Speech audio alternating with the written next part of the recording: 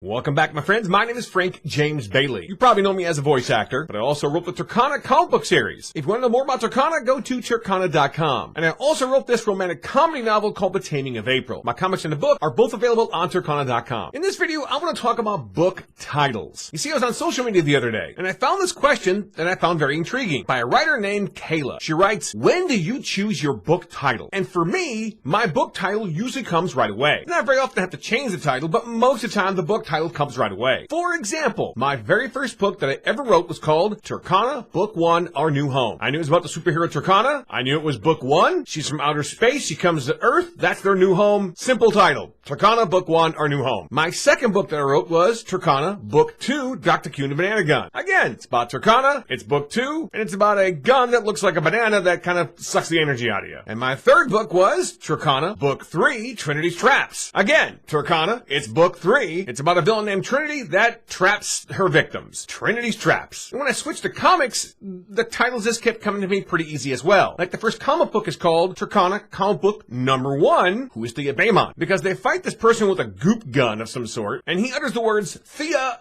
and Baymont. And then what does Brittany say at the very last second? Who's Thea Baymont? Boom! There's the title. The second comic is called Turkana Comic Number 2, The Secret. Because Brittany is holding a secret from her parents that she's fighting crime with Turkana. Well, she's also holding another secret, but that'll come later. Comic number 3 is called Burmese, because it's about a villain named Burmese. He has a big snake around his neck. His name is Burmese. As you can see, these titles are coming pretty easy to me. Comic number 4 is called Fighting Blind, because we find out in comic number 3 that Burmese can sort of mind control you if you look at him, but his powers don't affect Turkana. So what does Brittany have to do to fight this guy off? She has to fight blind. She's fighting blind. Boom! There's your title. Number 5 was kind of easy for me because, well, Brittany is a lesbian, and she doesn't want to come out to anybody except for very few people. She comes out to her friend, that's why it's called Coming Out to a Friend. Yes, they're fighting crime in it, but it's mainly about Brittany talking to her friend Paige about her sexuality and how she doesn't have any support at home, which is why it's called Coming Out to a Friend. Now, even though number 6 is called Maya Knows Everything, I was always kind of iffy on that title. But this character, Maya, does know a lot of stuff because she's been on Earth for a very long time. And we find out just how she knows everything in this comic. Comic number 7 is also a very easy title. It's called You Can't Save Everyone. Turkana goes into a house fire. She saves a little girl.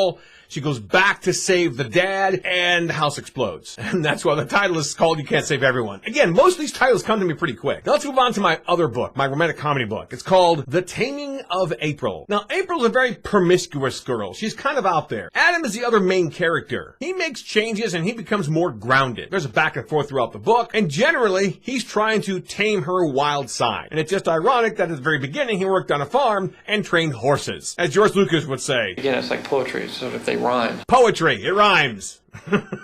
Now, it's my work-in-progress wrestling books. Originally, it was a 300-page book, maybe 350 pages, and it was called Olivia the Mighty Kraken. And that's where Olivia ends up at the very end. She ends up being Olivia the Mighty Kraken. But then I thought, a lot of wrestlers make changes throughout their career. They become a new personality or a new character. So that's why I decided to turn this one big book into 3 small books. It made perfect sense. So now the first one is called Olivia the Queen Bee. And she hates that name, and she hates the outfit she wears. That's why the second book becomes Olivia the Tower, because she's 6'6". She's towering over everybody. But by the end, by the third book, she becomes Olivia the Mighty Kraken, which is an awesome name for a wrestler. And finally, my horror book that I'm still working on as well. This is the only book that I can remember that I've changed the title a couple times. As I kept writing it, the original title didn't really fit. It was originally called Yami Kim Sweet, but it just, I don't know, I didn't like that for some reason. But now it's called Azrael, The Story of Steve James. And I'm thinking of changing it to just Azrael Steve James. Now, I don't plan on this book being a series, but it